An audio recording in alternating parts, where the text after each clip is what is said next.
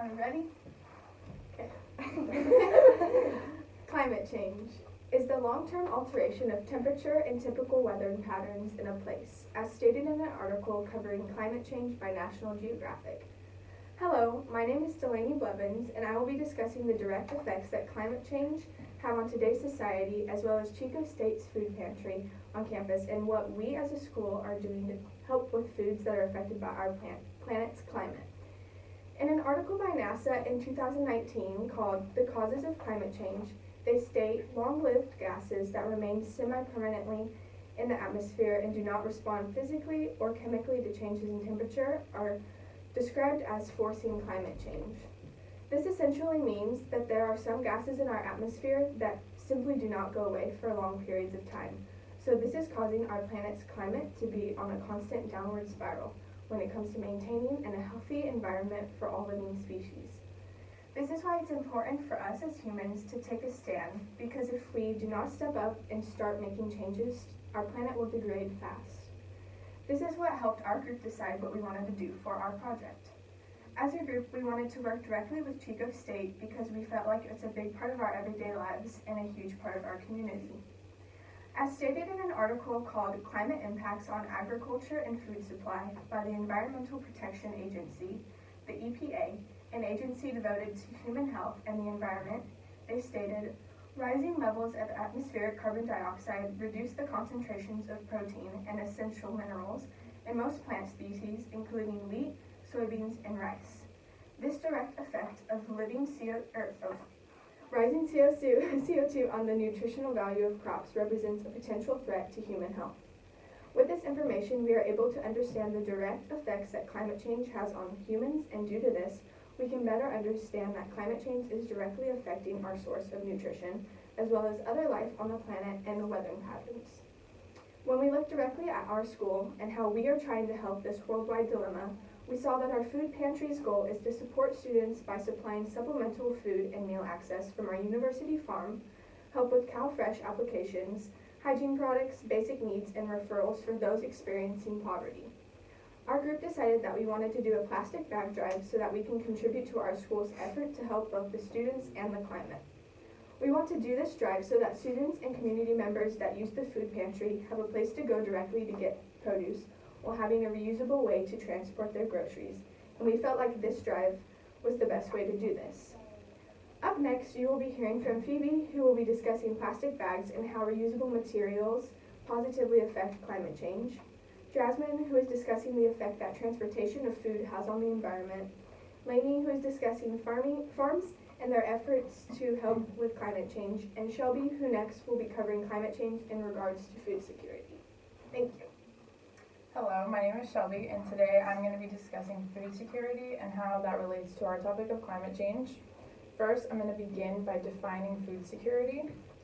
In the article, Climate Change Impacts on Food Security, written by Tim Wheeler in 2013, food security is described as the availability of sufficient quantities of food of appropriate quality supplied through domestic production or imports. So, in other words, this is the idea that everyone has access to high-quality foods at all times. However, this is not always the case, as the article also states that 2 billion people around the world face food insecurity, and a strong factor that contributes to this is climate change.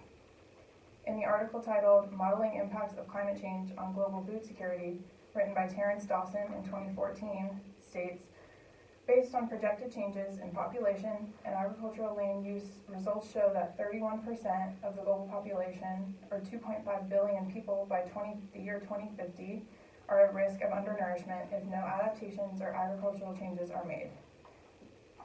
In addition, 21%, or 1.7 billion people, are at risk of undernourishment by 2050 when climate change is taken into account.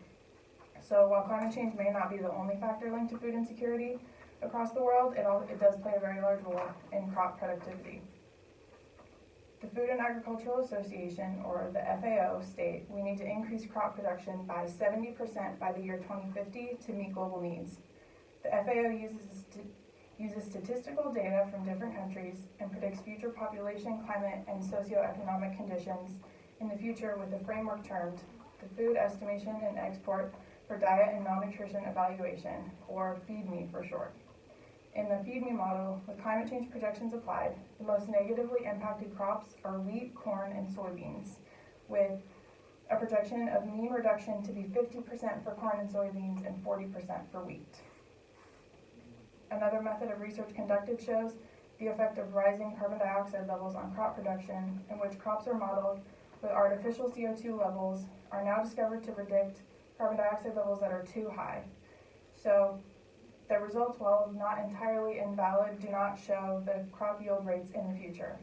They do, however, show us the spatial distribution of where crops will be affected the most. With doubled CO2 levels in comparison to present day, crops in Northern Europe are shown to increase, while crops in Africa and South America are shown to decrease severely. This research shows that while all crops are affected in some way or another by climate change and rising CO2 levels, different crops in different regions do not all react the same. So, with climate change in mind, food security poses a serious threat to humans in the future, and if we do not make changes now, we will be facing a future where a majority of the global population is going to be undernourished due to lack of food availability. And now, Lainey's going to be talking about crop production and how farms can fight the effects of climate change. Farms get a bad reputation for the effects that they contribute to climate change, but I'm going to talk about how climate change affects farms and how farms can combat those effects.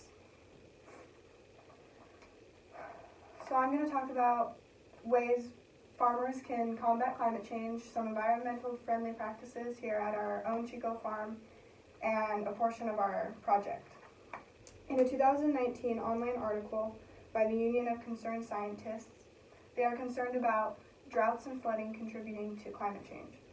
Droughts will cause the crops to deteriorate due to lack of water and dry conditions, while flooding will overwater the plants and also cause them to deteriorate. A way that farmers can combat this is that they can plant more plants and more native plants and trees, which will add more soil and pull carbon dioxide out of the atmosphere, which is a greenhouse gas that contributes to climate change. On the Chico website, on the agriculture page, I learned about the organic vegetable project that started in 2008 that our school is doing. And the goal of this project is for our school to transition to a no-tillage farming system. And tillage farming is when they use mechanics or even human labor, but mechanics are more popular, to overturn soil and dig and do damaging things to the soil along those lines. No-till farming is going to take that away and allow the soil to build up stronger and build a stronger structure and create better planting. This is going to improve the crops that grow, and also that's going to affect the food pantry, which is what our project is directly linked to. And because the produce comes from the farm and goes to the food pantry, so better soil, better crops, more produce in the food pantry for the students and staff. In a 2013 journal by Dr. Abdul Jalil, she talks about how plastic bags can affect soils and farming. She talks about how plastic bags blow around in the wind and end up on farms, and if they get buried in the soils, the plants have troubles growing because the roots can't pierce through the plastic to get to the nutrients they need, so the crops start to die. Also, it takes a very long time for plastic to start breaking down, but once they do and they're on the farms, it releases toxins and chemicals and carbon dioxide and methane, which are two very important gases, greenhouse gases that contribute to global warming. So our idea for our project is that people will start to bring in bags for us that we will donate to the food pantry, and then students who come in can use those, and we hope that they continue to reuse the bags so that they aren't buying new ones to bring in and they're not throwing away old ones, which will decrease the amount of bags that are bought, and hopefully if enough people would do that, it would decrease the amount of bags that need to be produced, which will decrease carbon emissions, and it'll decrease the amount of natural resources going into making plastic, which is all contributing to climate change. Next up, Jasmine is going to talk about food transportation and the effects it has on the environment. Thank you, Lainey. Did you know that the food travels on an average of 1,500 miles before it actually gets to your plate? Hi, my name is Jasmine, and today I will be discussing the effects that transportation of food has on the environment. When you see a truck full of produce and other foods on the road next to you, your automatic response isn't to think of all of the effects that it has on the environment, which is something that we should change. In an online article called Carbon Pollution from Transportation by the United States Environmental Protection Agency, they talk about how when transporting food and transportation in general, it creates a large amount of greenhouse gas in the atmosphere, which then creates warmer changes in the climate. If you're wondering what exactly are greenhouse gases, according to the dictionary, they are any of the gases whose absorption of soil radiation is responsible for the greenhouse effect, including carbon dioxide, methane, ozone, and the fluorocarbons. Going back to the article, it states how 29% of the greenhouse emissions come from transportation alone, which puts it in the ranks of being the largest contributor of GHG emissions in the United States. A way in which they suggest to lower the GHG on heavy-duty trucks is to set regulations on the trucks, which would then bring down the CO2 emission levels down by 270 million metric tons over the lifetime of the vehicle.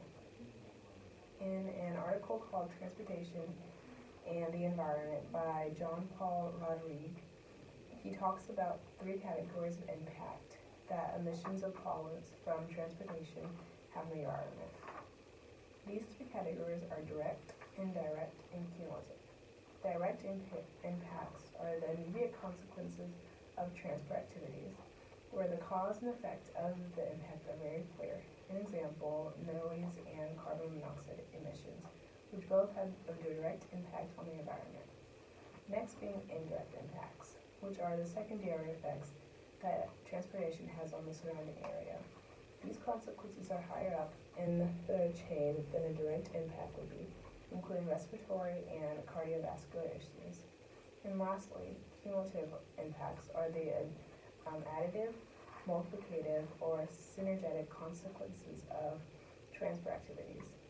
It takes a mixture of indirect and direct impacts on the ecosystem. Climate change would be an effect of the cumulative impact of several natural and anthropogenic factors. As people not taking into consideration the real cost that transportation has on the environment is a big reason to why we are in the position that we are now. So what are ways that we can reduce all this, you may ask? A big one would be buying locally. In the online article, Fight Climate Change, Buy Local, it states that buying locally helps your nation's economy and reduces your greenhouse emissions. You are lowering the amount of greenhouse emissions when buying locally because the food is not being transported from place to place before ending up in a store where you will be purchasing it from. In the article it states, Brian Holloway of the World Watch Institute found that a typical meal being brought from a conventional supermarket chain uses 4 to 17 times more petroleum for transport than the same meal using local ingredients, which is also another reason why we should change our ways.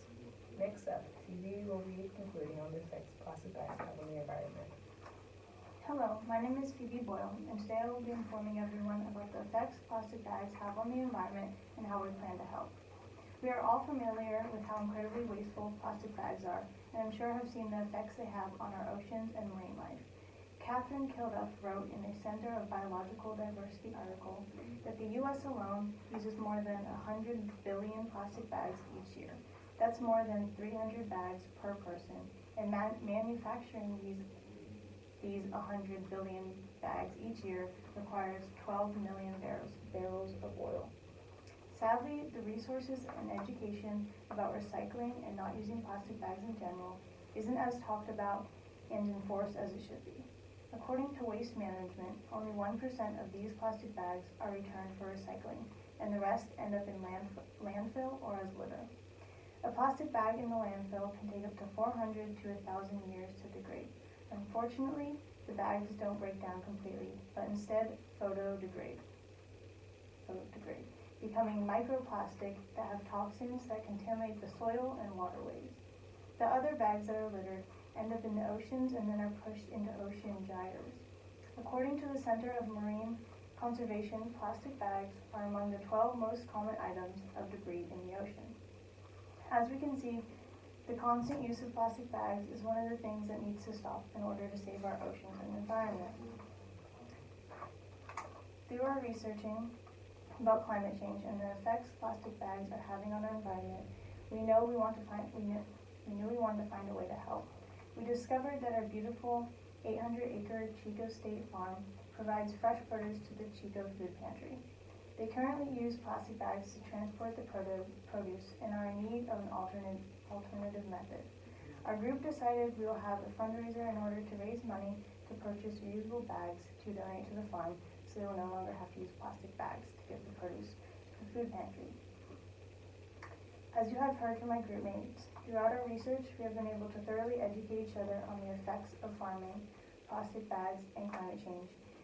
And we look forward to informing others and raising money so we can gift Chico State Farm with reusable bags. Thank you.